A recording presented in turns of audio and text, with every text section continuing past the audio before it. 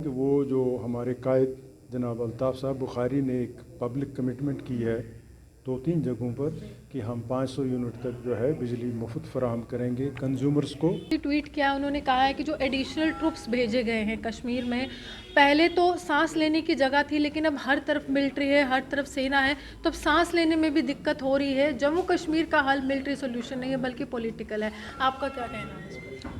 देखिए, आज अगर उनको फ़ौज नज़र आ रही है तो जिस वक्त वो चीफ मिनिस्टर थी तो उस वक्त उनको फ़ौज नहीं नज़र आ रही है। उस वक्त तो वो जॉइंट स्टेटमेंट्स भी दे रहे थे फ़ौज के हक़ में। वहाँ तो उस वक्त कह रहे थे कि फ़ौज के उस कैंप में टाफ़ी लेने जाते हैं बच्चे या दूध लेने जाते हैं।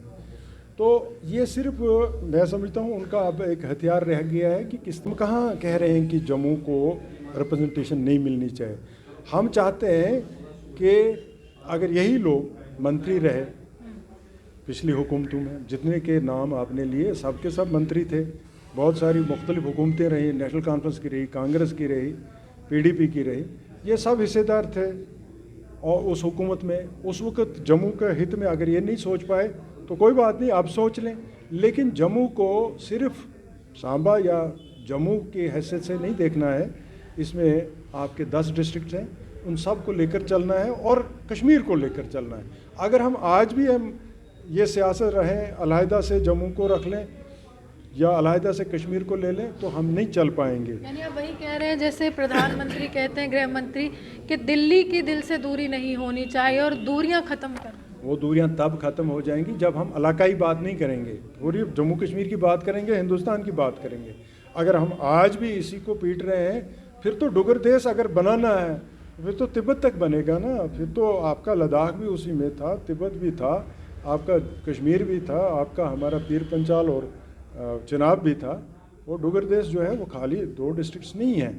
आपने ये सब को साथ लेकर चलना पड़ेगा। आपके रिसोर्सेज वहाँ हैं, आपके मिनरल वेल्थ हमारे यहाँ हैं, आपके जितने ये पावर प्रोजेक्ट्स बन रहे हैं वो सब के सब हमारे उस इलाके में बन रहे हैं। जम्मू की अगर मैं कहूँ हमारा जो इलाका है वो ताज है जम्मू का, इसको लेकर चलना पड़ेगा।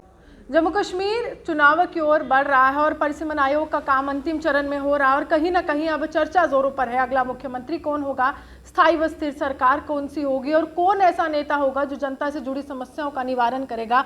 एक ऐसी विधानसभा होगी जहां पर आरोप प्रति आरोप तो लगेंगे लेकिन हर सवाल का जवाब जरूर मिलेगा।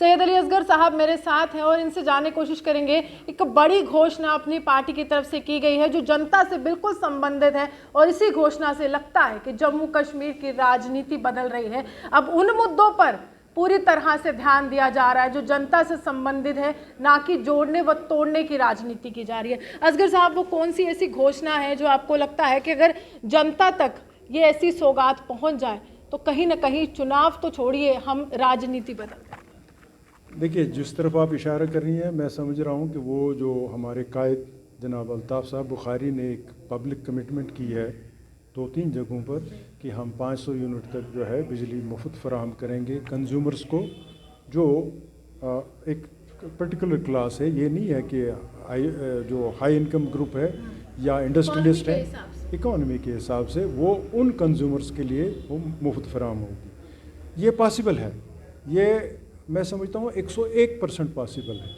आप पूछेंगे किस तरीके से, तो मैं आपको बताऊँ कि हमारी जो साबका रियासत या जम्मू कश्मीर है, ये पन पावर जो बिजली प्रोजेक्ट्स हैं हमारे यहाँ वो बड़ी तादाद में और हमारे यहाँ बन रहे हैं, बने हुए हैं। और या आप ये कहें कि हमारी जो पैदावार है इसकी पन बिजली की वो हिंदुस्तान में लीडिंग है इस वक्त हमारी ये जो जम्मू कश्मीर है। लेकिन इसका जो लाभ है, इसका जो मुफाद है वो हमारे लोकल्स को बहुत कम दर्जे का मिल रहा है। इसमें जो अभी मैं आपको बता रहा था कि एक वाटर रेगुलेशन एक्ट के तहत यहाँ आयद की गई है, इसमें हज़ारों करोड़ रुपया जो है अभी तक जमा हो चुका है। जो वाटर सेस जो हम इन पावर प्रोजेक्ट से, SPD से, DCA से या बाकी जगहों से जो हम कलेक्ट करते हैं वो हज़ारों करोड़ रुपया होता है।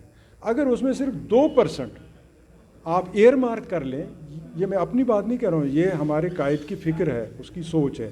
अगर 2% आप एयर मार्क कर लें तो हमारे ये इलाके जो खासकर वो इलाके जहाँ ये पावर बिजली प्रोजेक्ट जो हैं, हाइडल प्रोजेक्ट्स जो बन रहे हैं, जहाँ के लोग मुतासिर हो रहे हैं, उनकी डेवलपमेंट जो है वो 100% एश्योर्ड हो जाएगी। वहाँ सड़कें, अस्पताल, एजुकेशन सेक्टर में बहुत ज़्यादा तरक्की हो सकती आपको है। क्या लगता है तो असगर साहब, ये जो एक बेसिक होना चाहिए पॉलिटिक्स का, आज वो पॉलिटिक्स चल रही है हमारे देश में, व्हाट डू यू थिंक? क्योंकि आज बहुत सी ऐसी चीज़ें हो रही हैं जो नहीं होनी चाहिए थी, तोड़ने की बात बहुत हो रही है, जोड़ने की बहुत कम हो रही है। तो लगता है कि राजनीति का वो स्तर बचा है जो आज से 50 साल पहले था।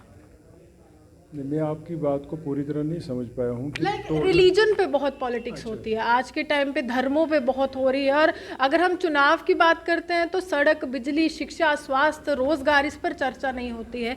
धर्मों की बात हो रही है और जोड़ने व तोड़ने की बात हो रही है। क्या ये सच में राजनीति का स्तर है? देखिए, आज तक कुछ पार्टियों ने सिर्फ इसी का जो है मुफाद उठाया है। ये जो रिलीजन बेस्ड पार्टीज़ रही हैं, या कुछ ऐसे नैरेटिव्स रहे हैं जो एक इलाके को दूसरे इलाके से नफ़रत ही दिला रहे थे, उन लोगों ने उस पर जो सियासत की और इक़्तिदार संभाला बड़ी देर तक, लेकिन वो देर तक नहीं रहा। आज वो उसकी वो हज़ीमत उठा रहे हैं, आज शिकस्त खा रहे हैं।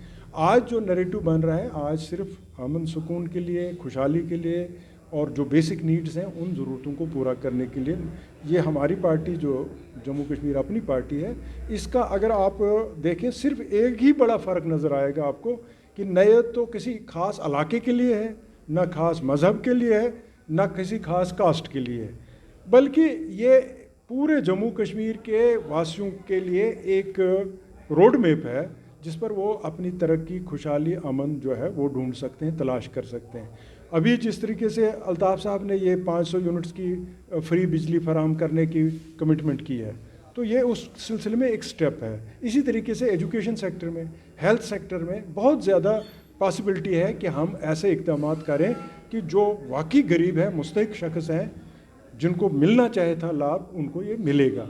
लेकिन बदकिस्मती हमारी ये रही कि आज तक जितना भी वोट बैंक क्रिएट हुआ यहाँ, वो मज़हब की बुनियाद पर, इलाके की बुनियाद पर और कास्ट की बुनियाद पर। तोड़ने की राजनीति बहुत हुई, जोड़ने की किसी ने नहीं।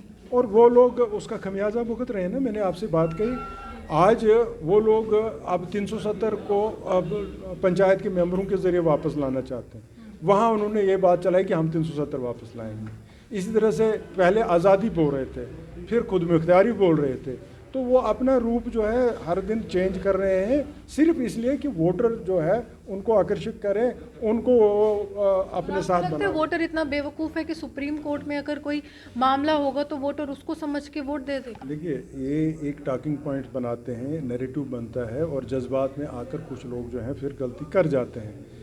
अब वो ऐसी स्टेज आई है कि लोगों को हकीकत का पता लग चुका है और आहिस्ता आहिस्ता आप देखेंगे कि इसमें शायद कुछ थोड़ा वक्त और लगेगा, 5-7 साल, लेकिन उसके बाद जो है रिफ़ाइन हो जाएगा ये पूरा सिस्टम, पॉलिटिकल सिस्टम जो वाकई एक डेमोक्रेसी में चाहिए वही रह सकता है। आप आगे ये महबूबा मुफ्ती ने आज ही ट्वीट किया, उन्होंने कहा है कि जो एडिशनल ट्रुप्स भेजे गए हैं कश्मीर में, पहले तो सांस लेने की जगह थी, लेकिन अब हर तरफ मिलिट्री है, हर तरफ सेना है, तो अब सांस लेने में भी दिक्कत हो रही है। जम्मू कश्मीर का हल मिलिट्री सोल्यूशन नहीं है बल्कि पॉलिटिकल है। आपका क्या कहना है?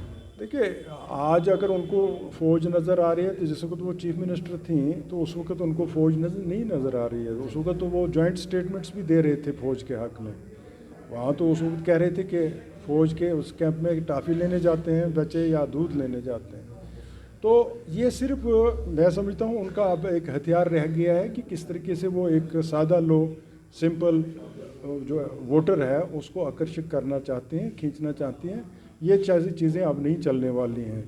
और जहाँ तक आपका एक सवाल का ताल्लुक़ है कि यहाँ अब हालात कैसे बन रहे हैं, जिस तरीके से महबूबा जी ने भी कहा, तो मैं एक चीज़ पर मुत्फिक हूँ। मेरे ख्याल में वो ये है कि यहाँ हमारे यहाँ जो इलेक्शंस हैं, जो इलेक्टोरल पॉलिटिक्स होती है ना, वो सिर्फ इसलिए होती है कि कोई अकाउंटेबल बन जाए। जब एक आदमी इलेक्ट होकर आ जाता है तो उसके जो 50,000 वोटर होते हैं उनके पास वो जवाबदेह होता है। इस वक्त अनफॉर्चुनेटली एक ब्यूरोक्रेट जो है वो अकाउंटेबल नहीं है।